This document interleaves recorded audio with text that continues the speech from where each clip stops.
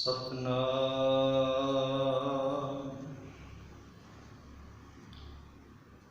धन वाहिगुरु साहिब जी।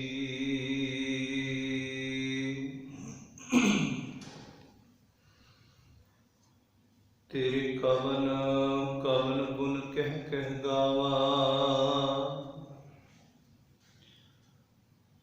तू साहिब गुणी निदाना।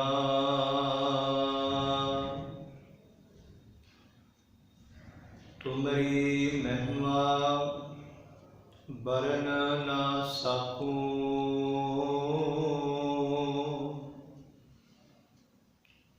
तू ठाकुर ऊच भगवाना।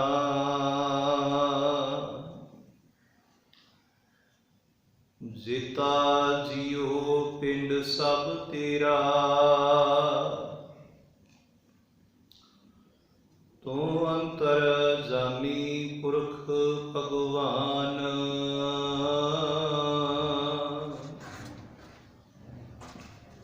दासन दास कह जन नानक, जिहा तू कराही तिहा हऊँ करी बखियान।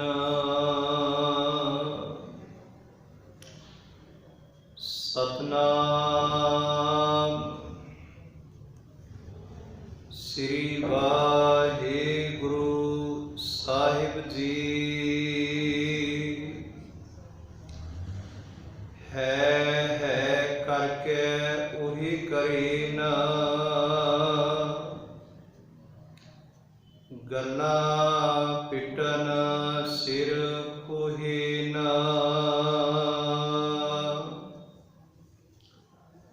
है करके उही करे न, गल्ला पिटन सिर कोहे न। नाउ लैन अर करन समाए, नानक तिन बलिहारे जाए।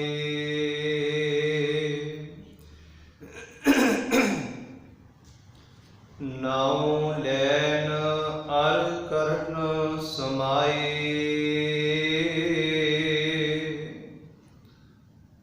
नानक तिन बलिहारे जाए। परम सन्मानयोग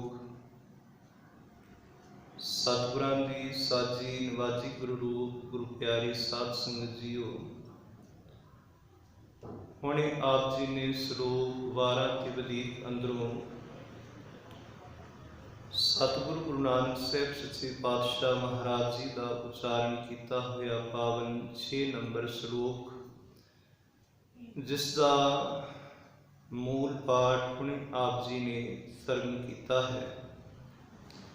श्लोक 12 के वधीक पावन बाणी गुरु नानक साहब जी की उच्चारण की हुई, जिस दे अंदर गुरु नानक साहब सच्चे पातशाह महाराज जी के कुल 33 श्लोक ने। लड़ीवार आप जी श्लोकों के विचार सरन करते आ रहे हो। आओ मन बिरतियां एकाग्र करदियां होया विचार अधीन श्लोक जिसका पाठ ने आप जी ने सरन किया है। ये पावन श्लोक ही अज की विचार का केंद्र है।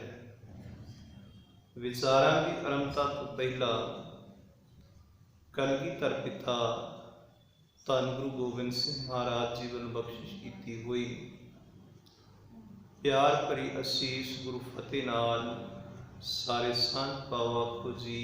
वाहिगुरु जी का खालसा वाहिगुरु जी की फतेह। विचार अधीन पावन श्लोक के अंदर धन सतगुरु गुरु नानक साहब सच्चे पातशाह जी ने ਇਹ ਵਿਚਾਰ ਸਾਡੇ ਸਾਹਮਣੇ ਰੱਖੀਏ ਕਿ हे ਭਾਈ, ਮੌਤ ਉਸ ਅਕਾਲ ਪੁਰਖ ਦਾ ਅਟਲ ਨਿਯਮ ਹੈ, ਪਰ ਜਿਸ ਵੀ ਘਰ ਵਿੱਚ ਮੌਤ ਆਉਂਦੀ ਹੈ, ਘਰ ਵਿੱਚੋਂ ਕੋਈ ਪ੍ਰਾਣੀ ਚੜ੍ਹਾਈ ਕਰਦਾ ਹੈ, ਤੇ ਜਿਨ੍ਹਾਂ ਲੋਕਾਂ ਨੇ ਉਸ ਰੱਬੀ ਹੁਕਮ ਨੂੰ ਸਮਝਿਆ ਨਹੀਂ, ਰੱਬੀ ਬਾਣੀ ਨੂੰ ਸਮਝਿਆ ਨਹੀਂ, ਉਹ ਮੌਤ ਤੋਂ ਪਿੱਛੋਂ ਜਿਹੜਾ ਇਨਸਾਨ ਚੜ੍ਹਾਈ ਕਰ ਚੁੱਕਾ ਹੈ, ਜੋ ਪਰਿਵਾਰ ਦਾ ਜੀ ਚੜ੍ਹਾਈ ਕਰ ਚੁੱਕਾ ਹੈ, ਚੜ੍ਹਾਈ ਕਰਨ ਦੇ ਮਗਰੋਂ ਪਿੱਛੇ ਪਰਿਵਾਰ ਵਾਲੇ ਜੋ ਜੀਵ ਨੇ ਉਹ ਬੜੇ ਰੋਂਦੇ ਨੇ, ਬੜੇ ਕਰਲਾਉਂਦੇ ਨੇ, ਤਾਹਾ ਮਾਰਦੇ ਨੇ, ਪਿੱਟਦੇ ਨੇ। ਹੁਣ ਸਤਿਗੁਰ ਸੱਚੇ ਪਾਤਸ਼ਾਹ ਗੁਰੂ ਨਾਨਕ ਸਾਹਿਬ ਜੀ ਸਰੋਵਰ ਅੰਦਰ ਕਿਰਪਾ ਕਰਦੇ ਨੇ ਕਿ ਭਾਈ ਜੋ ਇਹੋ ਜਿਹੇ ਕਰਮ ਕਰਦੇ ਨੇ, ਕਿ ਮੌਤ ਤੇ ਇੱਕ ਅਟਲ ਹੁਕਮ ਹੈ। ਸਤਿਗੁਰਾਂ ਨੇ ਬਾਣੀ ਅੰਦਰ ਜਨਮ ਅਤੇ ਮੌਤ ਨੂੰ ਰੱਬੀ ਭਾਣਾ ਆਖਿਆ ਹੈ, ਰੱਬੀ ਹੁਕਮ ਆਖਿਆ ਹੈ। ਅਸੀਂ ਵਚਨ ਪੜ੍ਹਨੇ ਆ ਕਿ ਜੰਮਣ ਮਰਨਾ ਹੁਕਮ ਹੈ, ਭਾਣੇ ਆਵੇ ਜਾਏ, ਕਿ ਜੰਮਣਾ ਵੀ ਉਸਦਾ ਹੁਕਮ ਹੈ ਤੇ ਮੌਤ ਵੀ ਹੁਕਮ ਹੈ। ਜੋ ਵੀ ਪ੍ਰਾਣੀ ਇਸ ਸੰਸਾਰ ਤੇ ਆਇਆ ਹੈ, ਉਸਨੇ ਇੱਕ ਦਿਨ ਸੰਸਾਰ ਤੋਂ ਜਾਣਾ ਹੈ। ਮੌਤ ਦਾ ਕਾਰਨ ਕੋਈ ਵੀ ਬਣ ਸਕਦਾ ਹੈ, ਕਿਸੇ ਵੀ ਤਰੀਕੇ ਮੌਤ ਆ ਸਕਦੀ ਹੈ। ਮੌਤ ਦੇ ਕਾਰਨ ਕਈ ਹੋ ਸਕਦੇ ਨੇ, ਪਰ ਮੌਤ ਆਉਣੀ ਜ਼ਰੂਰ ਹੈ। ਜੋ ਉਪਜਿਓ ਸੋ ਬਿਨਸ ਹੈ, ਜੋ ਵੀ ਪੈਦਾ ਹੋਇਆ ਹੈ ਉਸਨੇ ਬਿਨਸਣਾ ਹੈ। ਜੋ ਆਇਆ ਸੋ ਚਾਹੀਸੀ, ਜੋ ਵੀ ਆਇਆ ਹੈ ਉਸਨੇ ਇੱਕ ਦਿਨ ਇਸ ਸੰਸਾਰ ਤੋਂ ਜਾਣਾ ਹੈ, ਕਿਉਂਕਿ ਇਹ ਰੱਬ ਦਾ ਅਟਲ ਹੁਕਮ ਹੈ, ਰੱਬ ਦਾ ਨਿਯਮ ਹੈ। ਪਰ ਜਿਹੜੇ ਰੱਬੀ ਹੁਕਮ ਨੂੰ ਸਮਝ ਲੈਂਦੇ ਨੇ, ਉਹ ਉਸ ਦੀ ਰਜ਼ਾ ਨੂੰ ਫਿਰ ਮੰਨਦੇ ਨੇ, ਉਸ ਦੀ ਰਜ਼ਾ ਵਿੱਚ ਰਹਿੰਦੇ ਨੇ। ਤੇ ਜਿਨ੍ਹਾਂ ਨੇ ਉਸ ਅਕਾਲ ਪੁਰਖ ਜੀ ਦੇ ਹੁਕਮ ਨੂੰ ਸਮਝਿਆ ਨਹੀਂ, ਰਜ਼ਾ ਨੂੰ ਸਮਝਿਆ ਨਹੀਂ, ਉਹ ਮੌਤ ਤੋਂ ਪਿੱਛੋਂ ਬੜਾ ਵਿਰਲਾਪ ਕਰਦੇ ਨੇ, ਬੜੇ ਦੁਖੀ ਹੁੰਦੇ ਨੇ, ਪਿੱਟਦੇ ਨੇ, ਰੋਂਦੇ ਨੇ। ਹੁਣ ਪਾਤਸ਼ਾਹ ਆਖਦੇ ਨੇ ਇਹ ਉਹਨਾਂ ਲੋਕਾਂ ਦੀ ਨਿਸ਼ਾਨੀ ਹੈ, ਇਹ ਵਿਅਰਥ ਕੰਮ ਉਹ ਲੋਕ ਕਰਦੇ ਨੇ ਜਿਨ੍ਹਾਂ ਨੇ ਸੰਸਾਰ ਦੀ ਸੱਚਾਈ ਨੂੰ ਸਮਝਿਆ ਨਹੀਂ, ਜਿਨ੍ਹਾਂ ਨੇ ਸੰਸਾਰ ਨੂੰ ਸੱਚ ਮੰਨਿਆ ਹੈ, ਜਿਨ੍ਹਾਂ ਨੇ ਜੀਵਨ ਨੂੰ ਸੱਚ ਅਤੇ ਮੌਤ ਨੂੰ ਝੂਠ ਮੰਨ ਲਿਆ ਹੈ। ਉਹ ਵਿਅਰਥ ਦੇ ਰੋਣਾ ਕਰਲਾਉਣਾ, ਉਹ ਲੋਕ ਇਹ ਵਿਅਰਥ ਦੇ ਕਰਮ ਕਰਦੇ ਨੇ। ਵਿਚਾਰ ਅਧੀਨ ਸ਼ਲੋਕ ਦੇ ਅੰਦਰ ਗੁਰੂ ਸਾਹਿਬ ਆਖ ਰਹੇ ਨੇ ਕਿ ਹੈ ਕਰਕੇ ਉਹੀ ਕਰੀਨ ਗੱਲਾਂ ਪਿੱਟਣ ਸਿਰ ਖੋਹੇ, ਕਿ ਜਿਸ ਪਰਿਵਾਰ ਵਿੱਚ ਜੀ ਚੜ੍ਹਾਈ ਕੀਤਾ ਹੈ, ਤਾਹਾ ਮਾਰਦੇ ਨੇ, ਹਾਏ ਹਾਏ ਕਰਦੇ ਨੇ, ਰੋਂਦੇ ਨੇ, ਕਰਲਾਉਂਦੇ ਨੇ, ਰੱਬ ਨੂੰ ਉਲਾਮੀ ਦਿੰਦੇ ਨੇ, ਦੁਖੀ ਹੁੰਦੇ ਨੇ। ਪਰ ਗੁਰਦੇਵ ਸੱਚੇ ਪਾਤਸ਼ਾਹ ਆਖਦੇ ਨੇ ਕਿ ਗੱਲਾਂ ਪਿੱਟਣ ਸਿਰ ਕੋਹੇ, ਸਿਰ ਦੇ ਵਾਰ ਖੁੰਦੇ ਨੇ, ਤਾਹਾ ਮਾਰਦੇ ਨੇ। ਤੇ ਗੁਰਦੇਵ ਆਖਦੇ ਨੇ ਇਹ ਵਿਅਰਥ ਦਾ ਕਰਮ ਹੈ, ਇਹ ਵਿਅਰਥ ਹੈ। ਸਤਿਗੁਰਾਂ ਦੀ ਬਾਣੀ ਨੂੰ ਪੜ੍ਹੀਏ ਤੇ ਗੁਰੂ ਨਾਨਕ ਸਾਹਿਬ ਮਹਾਰਾਜ ਜੀ ਦਾ ਇੱਕ ਹੋਰ ਬਚਨ ਅੱਜ ਦੇ ਇਸ ਸਰੂਪ ਦੇ ਨਾਲ ਢੁੱਕ ਰਿਹਾ ਹੈ। ਗੁਰਦੇਵ ਸੱਚੇ ਪਾਤਸ਼ਾਹ ਆਖਦੇ ਨੇ ਜਿਹੜਾ ਜਾ ਰਿਹਾ ਹੈ ਉਸ ਨੂੰ ਕਿਉਂ ਰੋਂਦੇ ਹੋ, ਜਿਹੜਾ ਚਲਾ ਗਿਆ ਹੈ ਉਸ ਨੂੰ ਕਿਉਂ ਰੋ ਰਹੇ ਹੋ। ਰੋਣ ਦੇ ਪਿੱਛੇ ਦੋ ਹੀ ਕਾਰਨ ਨੇ, ਤਾਹਾ ਮਾਰਨ ਦੇ ਪਿੱਛੇ ਦੋ ਹੀ ਕਾਰਨ ਨੇ ਕਿ ਇੱਕ ਜਾ ਚੁੱਕੇ ਪ੍ਰਾਣੀ ਨਾਲ ਸਾਡਾ ਬੜਾ ਮੋਹ ਸੀ। ਉਹ ਜਿਹੜਾ ਮੋਹ ਹੈ ਸਾਨੂੰ ਰੋਣ ਤੇ ਮਜਬੂਰ ਕਰਦਾ ਹੈ, ਕਿਉਂਕਿ ਮੌਤ ਦੀ ਖਬਰ ਤੇ ਸੀ ਕੰਨਾਂ ਨਾਲ ਬਹੁਤ ਵਾਰੀ ਸੁਣਨੇ ਹਾਂ, ਬੜੀਆਂ ਮੌਤ ਦੀਆਂ ਖਬਰਾਂ ਸੁਣਨੇ ਹਾਂ, ਪਰ ਅਸੀਂ ਰੋਂਦੇ ਨਹੀਂ, ਕਰਲਾਉਂਦੇ ਨਹੀਂ। पर जदों कोई अपना प्यारा सज्जन मित्र कोई अपना चढ़ाई करता है जिस दे नाल साडा मोह सी, ते फिर सानूं दुख लगदा है, असीं रोने हाँ, पिटने हाँ। हुण दुख किहड़ी वजह दे नाल है? मौत करके दुख नहीं, मोह करके दुख है, क्योंकि साडा मोह है। सतगुरां ने बाणी के अंदर वचन फरमाया, ना किसी का पूत ना किसी की माई, झूठे मोह भरम भुलाई। ना किसका पूत ना किसकी माई, झूठे मोह भरम भुलाई। ये झूठा मोह है। ते दूसरा रोण का कारण की है कि मनुख वखावे ही रो रहा है कि लोग की कहणगे। बहुता रोना, बहुता करलाउणा दुख ते परिवार के कुछ जीआं नूं हुंदा है, पर वखावे की खातर रोण वाले बड़े हुंदे ने जो केवल वखावा कर रहे हैं। ते सतगुरां ने इस विखावे का भी बाणी अंदर जिक्र किया है कि तू वाकई सच्चा नहीं हो रहा, तेरे दुख नहीं, तेरे अंदर विखावा है। सतगुरु गुरु नानक साहिब जी का वचन है, हजूर आखदे ने, ओही ओही क्या करो है होसी सोई। ये भाई जान वाले नूं क्यों रो रहे हो? जिहड़ा सदा सलामत है अकाल पुरख, उसनूं चेते करो। ओही ओही क्या करो है होसी सोई। जिहड़ा आद सच जुगाद सच है भी सच, नानक होसी भी सच। हजूर आखदे ने, उसनूं चेते करो। तुम रोओगे उनको, तुमको कौन रोई। तुसी जा चुके नूं रो रहे हो, ते तुहाडे जाण तो मगरों तुहानूं कई रोणगे। धंधा पिट्यो भाई कूड़ कमावो। गुरुदेव सच्चे पातशाह आखदे ने, ताहा मारनिया झूठा रोना, ये सब कुछ की व्यर्थ है। ओ ना सुनी कत ही तुम लोक सुनावो। जिहड़ा जा चुका है वो तुहाडे रोने नूं नहीं सुन रहा कि मेरे पिछों कौन कौन रो रहा है। तुम लोक सुनावो, तुहाडा रोना केवल लोकां नूं सुनाउण वास्ते है। कोई मोह के वस पै के रो रहा है, कोई लोक विखावे के वस पै के रो रहा है। ते पातशाह आखदे ने, ये जो कर्म है व्यर्थ है। जिसने अकाल पुरख जी के हुक्म नूं समझ लिया है कि जन्मण मरना हुक्म है, कि जन्म भी उसके हुक्म अंदर है, मौत भी उसके हुक्म अंदर है। जो उस हुक्म नूं समझ लैंदा है, जिनी पछाता हुक्म तिन कदे ना रोवना। वो रोंदे नहीं जिन्हां ने हुक्म नूं समझ लिया है। ते रोंदे वो ने जिन्हां ने सारी जिंदगी हुक्म नूं समझिया नहीं, रजा नूं समझिया नहीं। केवल मोह विच पै के, परिवार के मोह विच, रिश्तेदारां संबंधियां दे मोह विच फस के जिंदगी बतीत की, पर सच नूं समझिया नहीं, सच्चाई नूं समझिया नहीं।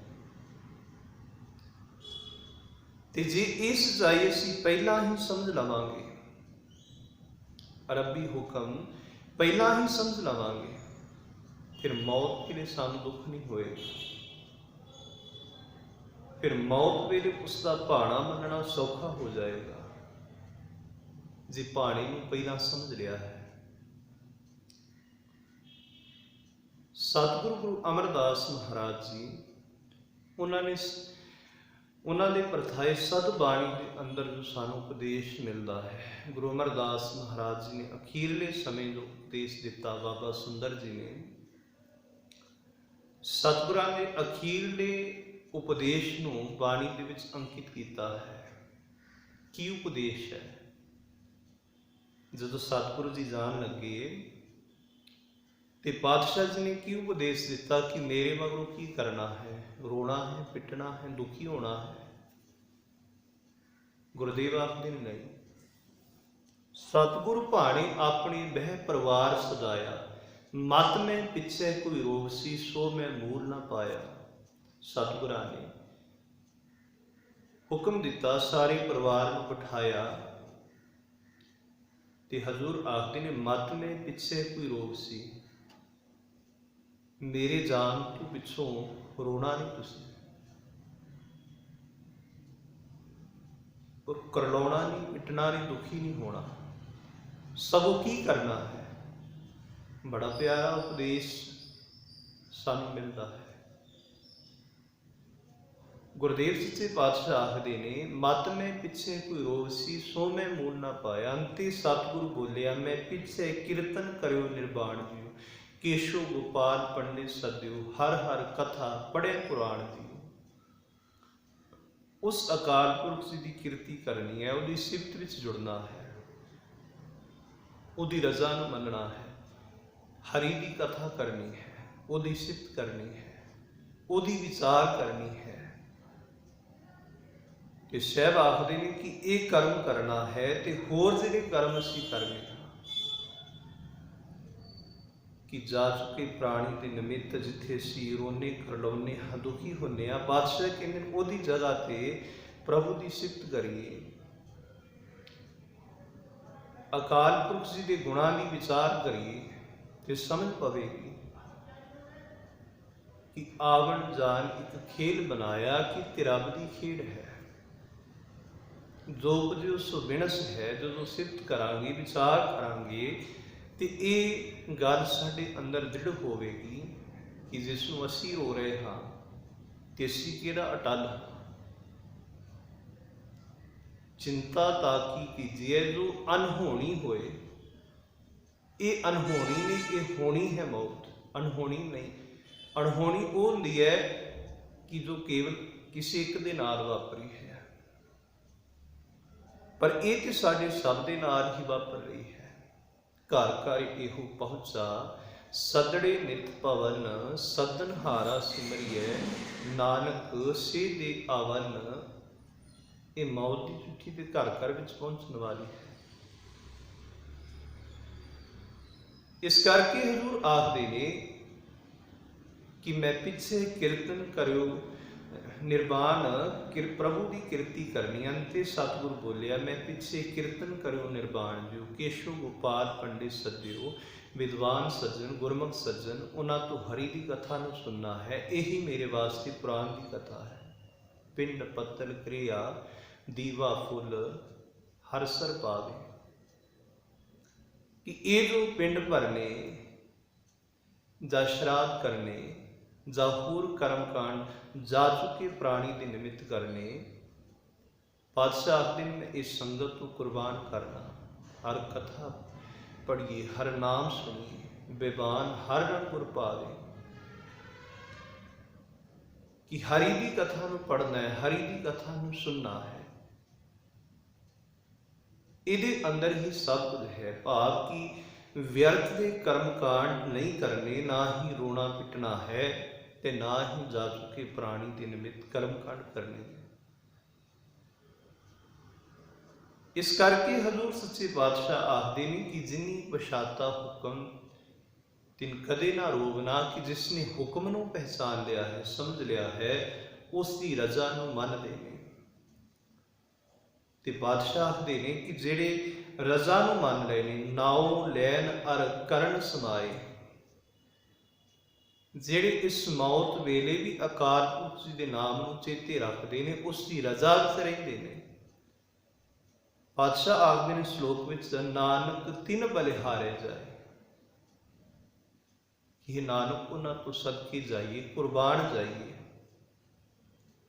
जिहड़े इस मौत वेले रब की रजा विच रहिंदे ने, रब दे हुक्म नूं चेते करदे ने, नाम नूं चेते करदे ने, उन्हां तो सदा कुर्बान जाइए, सदके जाइए। ते किहड़ी रजा विच रहिंदे ने, किहड़े मौत वेले भी उसके नाम नूं सुनदे ने, जिन्हां ने हुक्म नूं समझ लिया है कि नांगी आवना नांगी जाना, हर हुक्म भया क्या कीजे।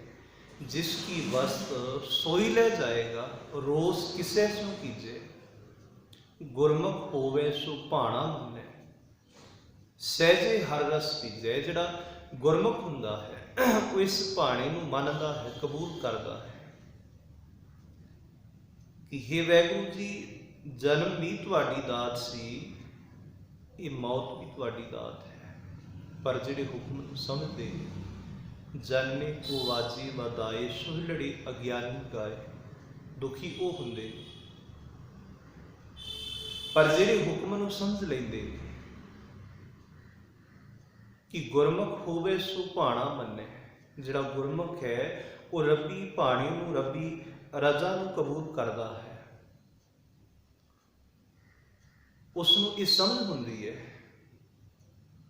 कि कोई भी इस संसार विच मर नहीं रहा। जिहड़ा रब दे हुक्म नूं समझ लैंदा है ते उस दे अंदर ये गल प्रपक्ष हो जाती है कि कोई भी इंसान मरदा नहीं, सिर्फ तब्दील हुंदा है। जिवें गुरुदेव सच्चे पातशाह दा असीं बचन पढ़ने हां बाणी अंदर, पवने में पवन समाया, ज्योति में जोत रल जाया, माटी माटी हुई एक, रोवन हारे की कमन टेक। कौन मुआ रे कौन मुआ, कौन मरिया है? कोई भी नहीं मरिया। पांच तत्व को तन रचियो, जानो चतुर्थ जान, जेते उपजो नानका, लीन ताहि में मान। ये पांच तत्व पंजा तत्तां अंदर समा गए। पवने में पवन समाया, ज्योति में जोत रल जाया, माटी माटी हुई एक, रोवन हारे की कमन टेक। कौन मुआ रे कौन मुआ, ब्रह्म ज्ञानी मिल करो विचारा, ये तो चलत पया, जिनी पछाता हुक्म तित कदे न रोना। नाव लैन अर करण समाए, नानक तिन बलिहारे जाए। कौन मुआ रे कौन मुआ, ब्रह्म ज्ञानी मिल करो विचारा, ये तो चलत पया। ये तो संसार की खेड़ है, कोई मर नहीं रहा, सिर्फ तब्दील हो रहा है।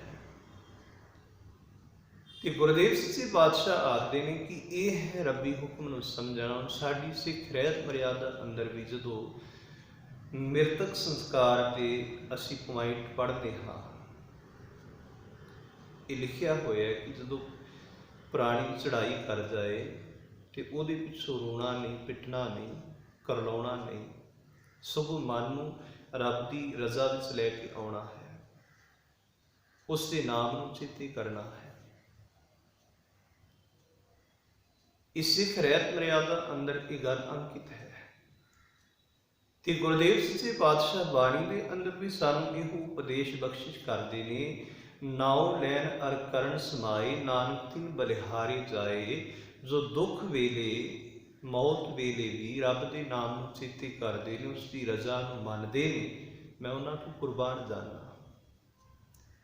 इतिहास में बड़ी प्यारी साखी का जिक्र आउंदा है। छेवें पातशाह तिन्हां दे साहिबजादे सुपुत्र बाबा अटल राय जी, जदों वो संसार की यात्रा समाप्त करते हैं तो सतगुरां दे रिश्ते वजों साधु साईं दास जी मिलने वास्ते आउंदे ने ते आके दुख का प्रगटावा करते हैं